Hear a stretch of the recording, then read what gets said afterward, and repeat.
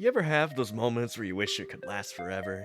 You know, moments like your first kiss, graduation day, your perfect teammates. Actually, I don't think that one ever happens. Now imagine that concept, except you can actually do it.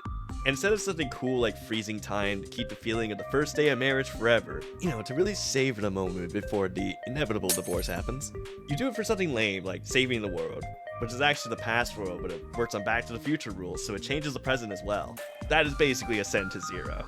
The gameplay itself is an isometric roguelike where the items you have attack for you. You can kind of aim them when you aim mouse 1 and aim at the enemy to guide your enemies to hit them. Other than that, they usually attack the closest enemy. That part's normal. The difference here is that they gave you an actually pretty accurate clip because your main ability is being able to pause time for quote-unquote 7 seconds.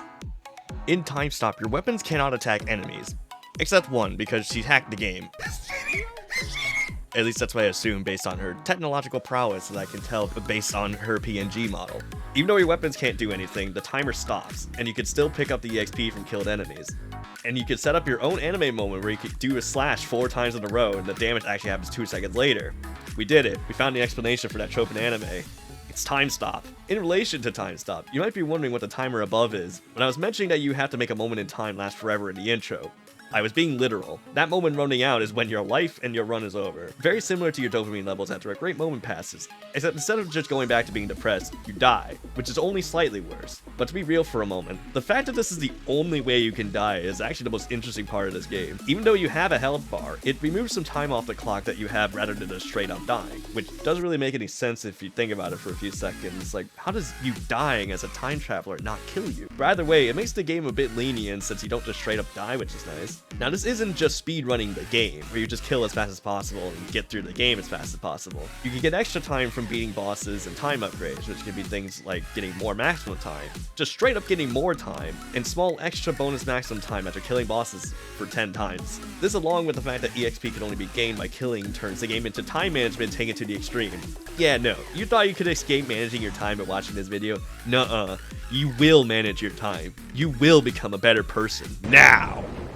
This game is a constant cycle between how much time you use for items and upgrades, and how much you try to save time by bulldozing through bosses as quickly as possible. Some upgrades change your decision making, like having bosses drop everything and making commons do nothing turns into a boss rush, while increasing common damage lets you kill them for EXP more efficiently. Do keep in mind, if you try and go into a boss fight just to save time, you might actually do the opposite by dying a couple times and losing your time that way. There is a bit more nuance to doing things, like saving underleveled bosses to serve as a quick time snack, running through the underleveled areas, still killing things for a bit of EXP to grab later, using time stop later on in the level to kill the EXP dropped on the small little baby enemies that you killed earlier, and using item selection things to trigger another time stop, which is actually a very useful thing. Whenever you pick up an item and you have to select an item, it time stops, so you can do your time stop attack afterwards. Regardless, time management is the main thing you have to worry about in this game.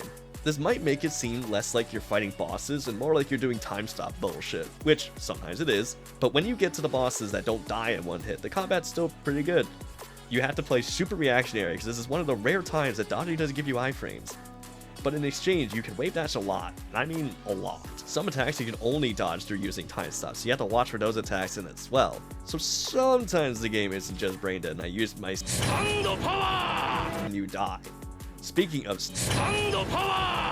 there is 7 different you can choose from, but I'm only going to talk about 4, which is actually only going to be 3, because only 3 shut the fuck up! Only 3 have I played more than once. Chrono Child would probably be Mr. Tori's favorite, because the entire point of the character is to explode whenever time stop ends. I haven't explored them much, so that's all I know. Blossom Blade is the melee character in the game, who needs to collect every sword ever made to the point where they will only reach maximum potential when their whole inventory is swords. They mainly work with an aura build, a dash build, or a bleed build. The dash build was probably one of my funnier ones because I made it so that I cannot move unless I dash, but I can dash infinitely, turning the game into what Tekken meta is.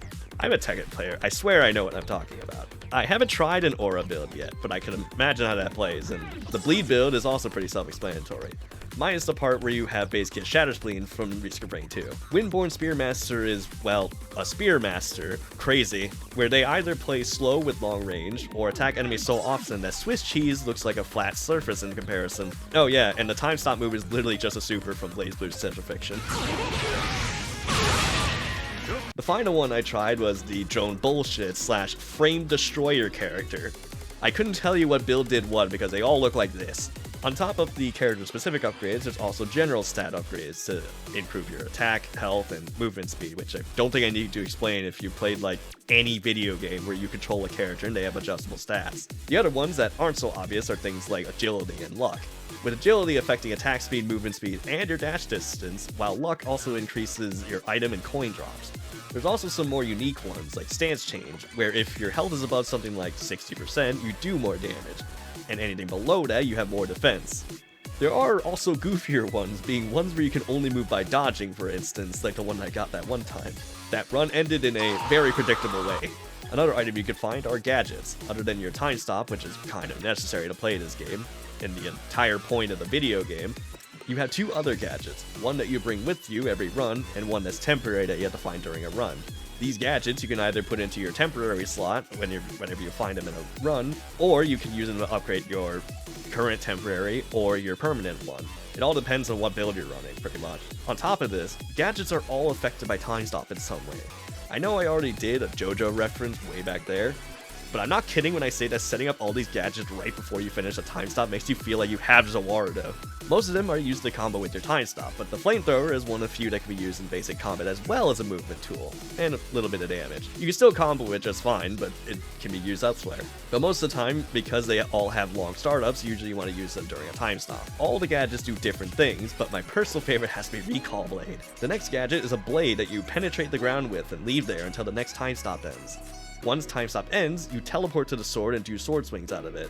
Combine this with Swordmaster over here and you have half your dash come out, along with a teleport to the other sword to do more sword slash. I even tried experimenting with this one to do a time stop slash onto a hard boss and had the sword teleport me to a different area to also EXP grind there.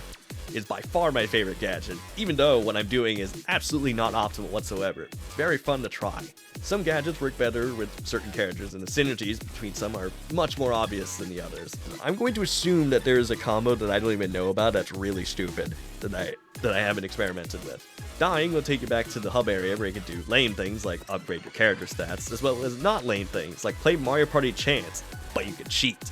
As you unlock NPCs, you can do these things, as well as taking the temporary items that you have, which are the ones that have the Marty McFly disappearing effect on it.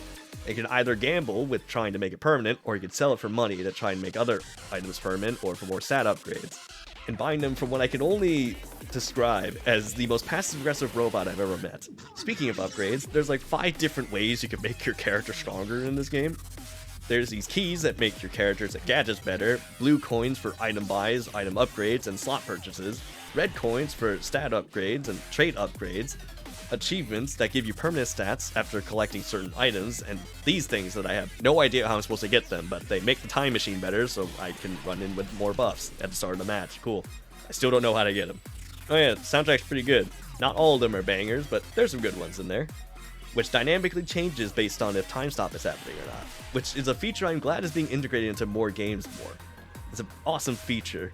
With all of these different features, I almost forgot that I was playing a glorified demo. When I got to the end of the second stage, I was expecting another stage because of how long it took me to beat, only to be greeted with a kill until you die scenario. This confused me at first, and I decided to look around to figure out what I did wrong. After I died, I genuinely was confused on why nothing changed after I beat the second boss, only for me to realize that in the playtest itself it literally says there's only 2. Now keep in mind that I am a certified dumbass. I am a CS major after all. Aside from that, that's what I got out of the playtest, which is going on until the 28th, and hopefully I get this video out by then. Surely I do not procrastinate on this video a week later, and then the video comes out and no one sees it, and then no one gets to try out the game. Surely this will not happen. Either way, I hope you enjoyed my ranting that I disguised as a review / first impression of a video game, and I hope you stick around for more. Bye bye.